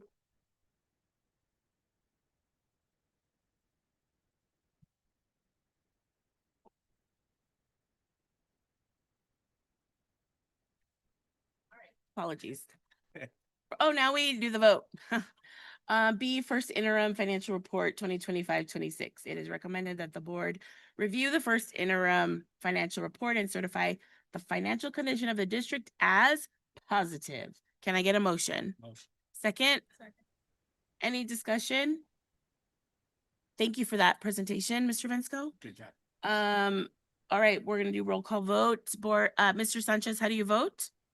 I vote aye. Mrs. Hernandez? Aye. Mr. Hughes? Aye. Mrs. Mann? Aye. I vote aye. All right, motion passes. C, resolution number 2025-26-15, certification of signatures. It is recommended that the Board of Trustees adopt resolution number 2025-26-15, certification of signatures. Can I get a motion? Motion. Second. Second. Any discussion? Seeing none, Mr. Sanchez, how do you vote? Aye. Mrs. Hernandez? Aye. Mr. Hughes? Mrs. Mann? Aye. Can we just give her the bell? Yeah, do you want the bell for yes? One ring for yes, two for no? No? Okay. And then I vote aye as well. All right. Approve consent agenda. Items number 12. Do I read this first, Mr. Nehan? Yes. Okay. A, approve items listed in the following consent agenda categories: educational, student, personnel, business, and administrative services. Action proposed for the consent agenda are items consistent with adopted policies and approved practices of the district and are deemed routine in nature. The board will be asked to approve all of the items in the consent agenda by a single vote unless any member of the board asks that an item be removed from the consent agenda to be considered and discussed separately. It is recommended that the Board of Trustees approve items for consent categories: education, student, personnel, business, and administrative services. So when do we amend? Okay, so I would like to pull, just for discussion, 16A. We are pulling 13P as in Paul. And discussion 13B. Discussion, yes. Yes, yes. I'll make the motion. Okay, can I get a second? No discussion. All right, discussion time. 16A, this is just for the donations. I just would like to formally give gratitude to our donors for the high school district. We very much thank you for the donations. The 13B. So hold on. Oh no, 13B we're We're pulling. pulling, so you just need the two discussions and that's it. Yeah. P is the agreement with the data consultation. Oh, I wanted to discuss, apologies, M. Yeah, just discuss. Okay, sorry. So we are pulling 13P. We are tabling 13B as in boy. And we're discussing donations, which I just did, and then 13M. Sorry, thank you. This is the Power School Group, LLC. I just, in case anybody else had anything to add with discussion, I came in with a lot of questions, truly a lot of questions, because Mrs. Hernandez and I sat in several data meetings with Mr. Nehan and Dr. Grado. And so I feel we have a very good handle, at least from our level of the data. So these questions popped up for me. So I just wanted to ask Mr. Nehan, how do you feel about the Power School? Because I want to hear. So if I wasn't in support of it, it wouldn't be on the agenda. Yes, I knew that. That's my first rhetorical statement. question, yes. So historically, we looked at a Power School product similar to what, well, I can't say similar. The beginnings of this product in about 2014 or 2015, and it wasn't it wasn't to the level we needed at the time. That's when we embarked on building Data Central. And in that time, the Power School Data Suite has surpassed in ease of use and in the teacher accessibility of multiple reports. So it's gone beyond what Data Central can do. And there will be a learning curve for some of our Data Central lovers. But I think in the end, this will serve the organization better. Right, absolutely. Thank you for that. And as you know, we will hold you accountable for data that we need and go from there. So anybody else? If I could just add, I think that what really piqued my interest is that you can go from one district to another, which I think would be more beneficial. We're talking about reaching out to the other districts and getting into our feeder schools, and then having that extra knowledge from the students that are leaving their middle schools going into the high schools. I think it would be beneficial for the teachers, beneficial for the parents and the student. So now we're putting the student first. And also it would just mean that Mr. Nehan, you would have to reach out to obviously Dr. Marietti and see if we could get that information shared. So that's my take on that. Okay, you're good. I'm just here to support my superintendent.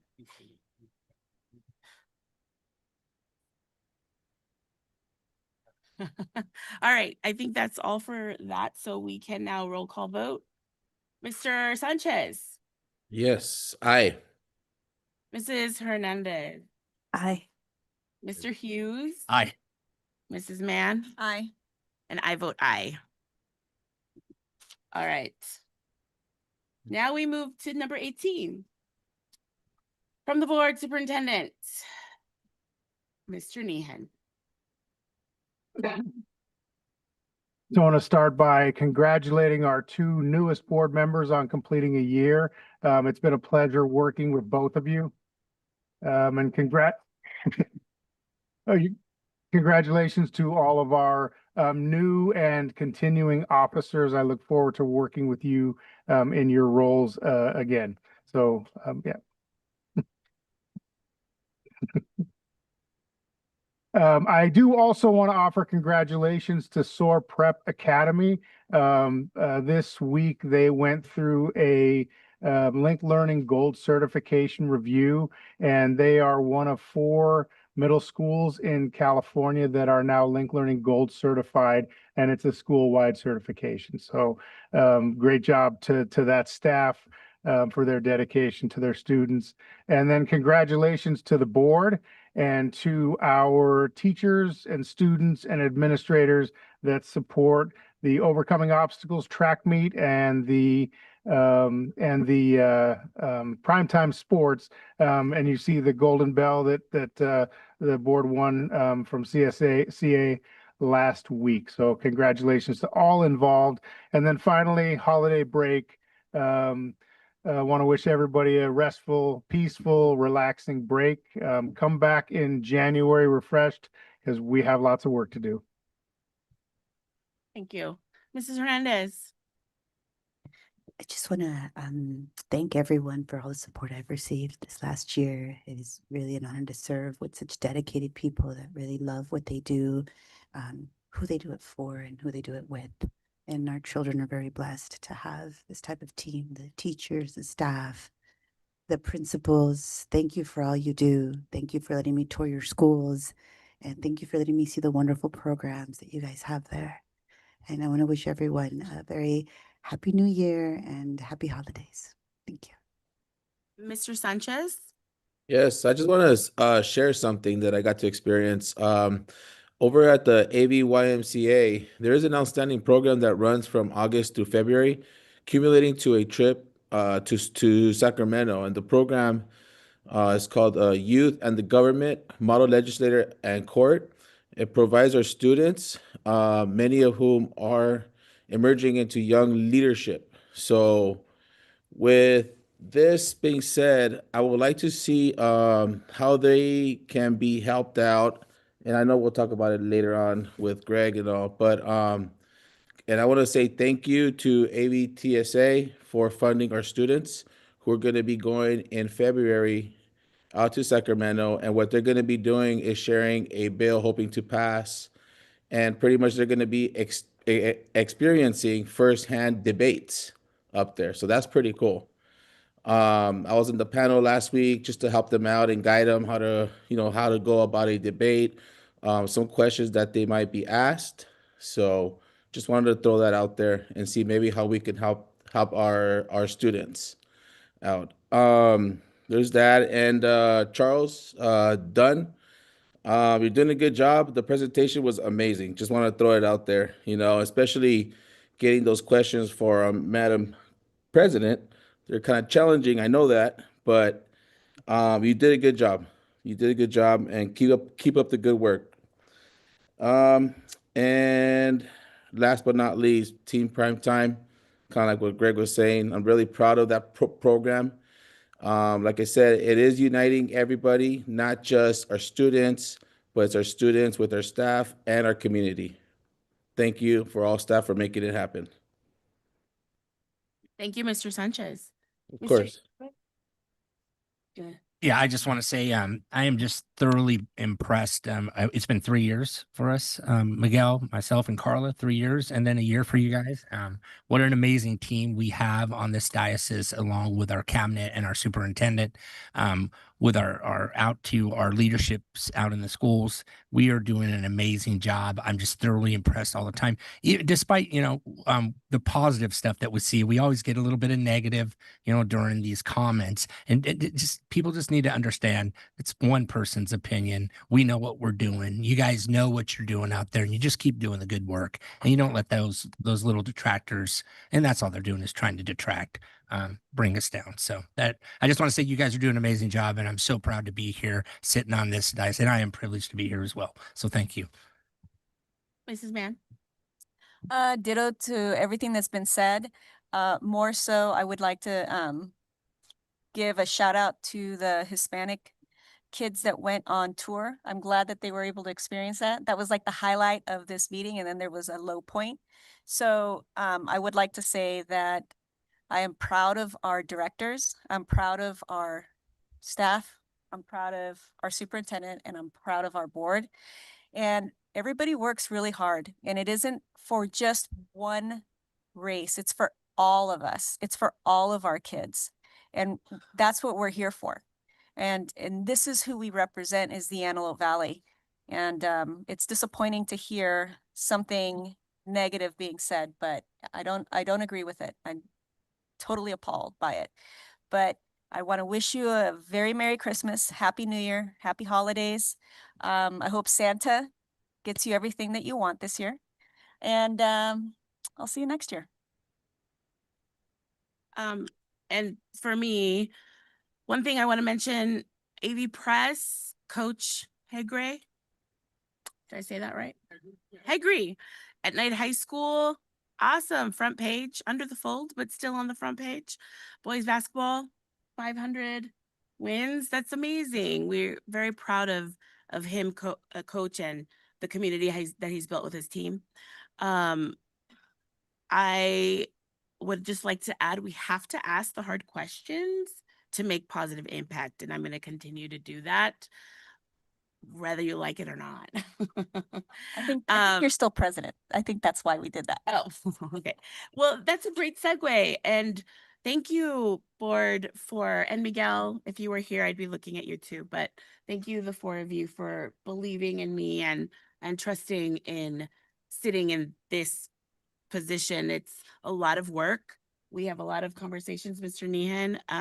But I hope I am doing the board proud, or continue to do the board proud, and that I continue to represent our community and all of our high schools, students and staff, and really just be the person that I want to be here, that I will uphold all of my values, especially as an educator, because I am an educator by day. So thank you. I very much look forward to the next year as president and serving with my vice president, and now a new clerk, and Mr. Hughes and Cynthia. I do hope in 2026 we can see people on our screen. So if Miguel was here, I could see him. That's the goal. That's a New Year's resolution. We're going to see people. Good. Yes, exactly. But have a wonderful holiday and enjoy the last several days of 2025, because 2026 is a new year and it's for new challenges, but new outcomes as well. So thank you very much. All right, closed session. So I'm going to report on 19D. May I please have a motion to approve administrative hearing panel recommendations for student expulsions, and to order as presented the expulsion of 3 students. Can I get a motion? Motion. Second? Any discussion? Seeing none, Mr. Sanchez, how do you vote? Aye. Mrs. Hernandez? Aye. Mr. Hughes? Aye. Mrs. Mann? Aye. And I vote aye. Motion passes. And then I will skip to 19H. During the closed session, the board considered the existing litigation case number 4802025044426 by a vote of 4-0. Oh, the board took action to approve settlement agreement for case number 4802025044426. Madam President, just to clarify, it's my handwriting, but that is settlement agreements, plural. Oh, sorry, settlement agreements for case number 4802025044426. Yes. I think. Oh, now it's time to go home. So can I get a motion to adjourn the last meeting of 2025? What? Motion. Make a motion. Do it. Make the motion. That Oh, we're gonna go I by said that. make a motion. I made a motion. Okay, I can I made get a a motion. second? I'll second. Cynthia seconds. Any discussion? Good night. you Everybody need to vote. vote. I know. I was saying good night to Mr. Milling. He was getting up. Mr. Sanchez, how do you vote? Aye. Gone. Oh, Mrs. Hernandez. Aye. Mr. Mann. Aye. Charles. Aye. Aye. Oh my Good night, God. everybody. Happy. Good night. Be Good night, safe. Miguel.